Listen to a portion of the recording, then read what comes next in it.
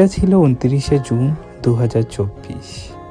সেই দিনই ইন্ডিয়া দীর্ঘ 11 বছর পরে কোনো আইসিসি টুর্নামেন্ট জেতে এনজয়টা উদযাপন করার জন্য আমি ঠিক করলাম যে আলাস্কার সবথেকে দুর্গমতম জায়গা ঘুরে আসা যাক। হ্যাঁ, আমি ঈগলের কথাই বলছি। কিছুদিন ধরে ফেয়ারব্যাঙ্কসের আশেপাশে অনেক কটা দাবানলের জন্য শহরটা একদম ধোঁয়াময়। শহরের লোকরা প্রায় বেশিরভাগ লোকই দক্ষিণের দিকে চলে যায় ধোঁয়া থেকে বাঁচার জন্য। আমি তাদের উল্টো পথে হেঁটে যাত্রা করি আলাস্কার পূর্ব দিকে, যেখানে ধোঁয়া কিংবা স্মোকের প্রভাব সব থেকে বেশি ছিল। ফেয়ারব্যাঙ্কস থেকে ঈগলের দূরত্ব অলমোস্ট 378 মাইল। তার মধ্যে শেষ 90 মাইল পাহাড়ি রাস্তা দিয়ে যেতে হয়, যেটা কিনা খুবই খারাপ অ্যান্ড অতি দুর্গম। শহরটার থেকে বেরোতেই 25 মাইলের মধ্যে পড়ে আমাদের নর্থ পোল, যেখানে মনে করা হয় সান্টা ক্লজের জন্মস্থান। আর অ্যারাউন্ড 90 থেকে 95 মাইল পরে আসে ডেল্টা জাংশন, যেখান থেকে রিচার্ডসন হাইওয়ে শেষ হয় আর শুরু হয় টেইলার হাইওয়ে, সেই বিখ্যাত টেইলার হাইওয়ে, যেটা অনেকে পাড়ি দিতে চায় না তার ভঙ্গুর দশার জন্য। ডেল্টা জাংশন থেকে টেইলার হাইওয়ে ধরে কিছু দূর এগোনোর পর আসে টক জাংশন। এটাই মূলত সর্বশেষ মাঝারি মাপের একটা শহর, যেখানে আপনি রেস্টুরেন্টস পাবেন কিংবা পাবেন গ্যাস ভরানোর সুবিধা। এরপরে একটা দুটো গ্যাস স্টেশন আছে অবশ্য টেইলার হাইওয়েতে, কিন্তু তার দাম হয় আকাশ ছোঁয়া। টেইলার হাইওয়ে ধরে টকে যাওয়ার সময় অনেক কটা নদী পড়ে। তার মধ্যে টানানা নদী আর টক নদী ছিল সবথেকে ফেমাস বা উল্লেখযোগ্য দুটি নাম। রাস্তা ছিল অনেকটা ভালো, অন্তত টেইলার হাইওয়ের প্রথম দিকটা, কিন্তু ফরেস্ট ফায়ার থেকে নির্গত ধোঁয়ার জন্য ভিজিবিলিটি ছিল খুবই খারাপ।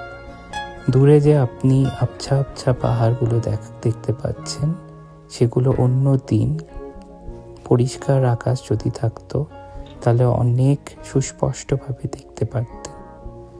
আমরা সেই সব পাহাড় পর্বতের দিকে এগিয়ে চললাম, যেটা কিনা কিছুক্ষণ পর আরো অনেক কাছ থেকে দেখা যাবে।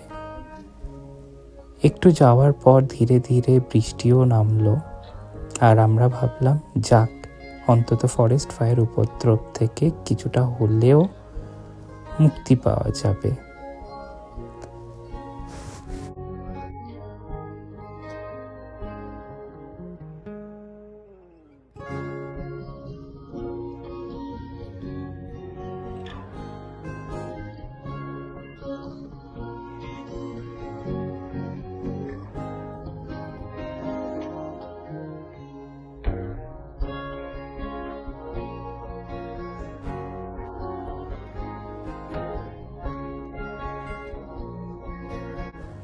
ফেয়ারব্যাঙ্কস থেকে 200 মাইল দূরে আসার পর আমরা পৌঁছলাম সেই বহু চর্চিত টক শহরে। পাহাড়ে ঘেরা এই শহরটি ছিল খুবই সুন্দর আর খুবই পরিষ্কার। তো এখন আমরা আছি টক জাংশনে। এখান থেকে আরও 170 মাইল দূরে ঈগল, আর 100 মাইল দূরে কানাডার অ্যালকান বর্ডার। তো এখনো পর্যন্ত চান্সই পাইনি কথা বলার, ব্লগ করার, বাট এনিওয়ে খুবই সুন্দর একটা দিন। খুব জায়গায় জায়গায় ফরেস্ট ফায়ারের জন্য অনেকটা ধোঁয়াশা মতন ছিল, বাট যত আমরা এগিয়ে যাচ্ছি তত অনেকটা ক্লিয়ার হচ্ছে। হয়তো সামনের দিকে আবার ফরেস্ট ফায়ারের জন্য ধোঁয়া পেতে পারি, বাট এখনো পর্যন্ত ক্লিয়ার ওয়েদার অ্যান্ড স্মোক কিংবা ফগ সেটাও অনেকটা কমতে আরম্ভ করেছে। টকে আমাদের গাড়ির ফুয়েল ট্যাঙ্ক পরিপূর্ণ করে আমরা এগিয়ে চললাম টেইলার হাইওয়ে ধরে।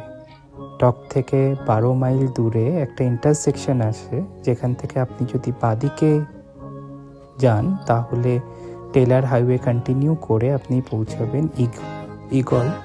আর যদি আপনি সোজা যান তাহলে অ্যারাউন্ড 70 মাইল দূরে আপনি পৌঁছাবেন আলকান বর্ডারে, যেটা কিনা US কানাডার সীমান্ত। যাই হোক, আমরা আলকান বর্ডারে পরে যাব। আমরা এগিয়ে চললাম ইগলের দিকে টেলার হাইওয়ে ধরে। প্রথম দিকে রাস্তা খুবই ভালো ছিল, কিন্তু আমরা যত দূরে এগোতে থাকলাম তত রাস্তা আরও ভাঙতে আরম্ভ করলো, আর পাকা রাস্তার পরিবর্তে গ্র্যাভেল রোডের দেখা পেলাম। রাস্তার চওড়া বা উইডথ সেটাও ধীরে ধীরে কমতে আরম্ভ করলো, আর তার সাথে সাথে প্রাকৃতিক যে সৌন্দর্য সেটা যেন তিনগুণ বেড়ে যেতে থাকলো। টেলার হাইওয়ে এতটাই সুন্দর, এতটাই সিনিক যে এত দুর্গম একটা হাইওয়ে হওয়া সত্ত্বেও প্রত্যেক বছর বহু লোক এই হাইওয়ে ধরে এগিয়ে যেতে থাকে ইগলের দিকে।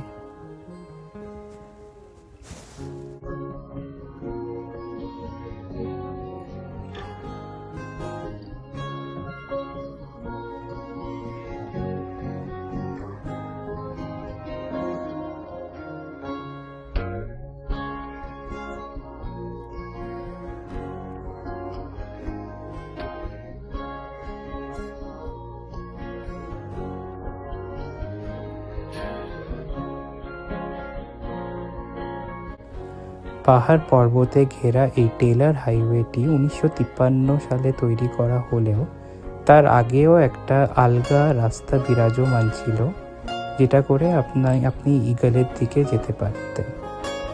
আসলে 1890 সাল নাগাদ ইগলে সোনার সন্ধান পাওয়া যায়। ইনফ্যাক্ট ইগল হচ্ছে সর্বপ্রথম সেই জায়গা আলাস্কাতে যেখানে সোনার খনি খুঁজে পাওয়া যাওয়ায় প্রচুর লোক সেখানে আসতে থাকে খনন কার্যের জন্য। তাই 1900 সালের প্রথম দিকে শহরটি হয়ে ওঠে রমরমা। ধীরে ধীরে আলাস্কার অন্য জায়গায়ও সোনার খনি পাওয়া যায়, যেই জায়গাগুলো পৌঁছানো খুবই সহজ, এতটা দুর্গম রাস্তা পেরিয়ে যেতে হয় না। তাই অনেক লোক সেই ইগল থেকে মুভ আউট করে আলাস্কার অন্য জায়গায় চলে যেতে থাকে সোনার সন্ধানে। আজকে সেই ইগলে খুব কম লোকই বাস করে। আমি সেই শহর সম্পর্কে আরও পরে জানাবো আপনাদেরকে, কিন্তু আপাতত আমরা এগিয়ে চলেছি চিকেনের দিকে, যেটা কিনা সর্বপ্রথম শহর আমাদের রাস্তায় পড়ে টক শহর পেরোনোর পরে।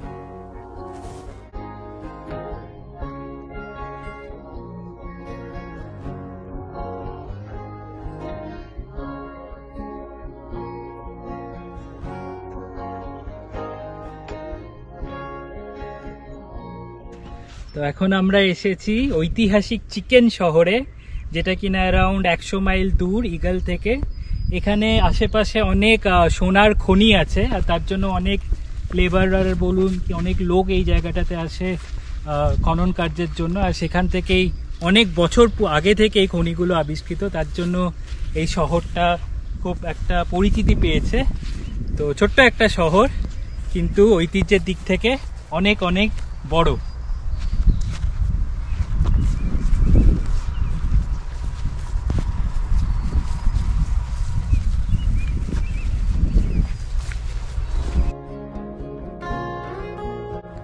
চিকেন শহরটি খুবই ছোট্ট একটা জায়গা, কিন্তু এখানে আপনি একটা দুটো ক্যাফে পেয়ে যাবেন, আর পাবেন একটা থাকার মতো রিসর্ট।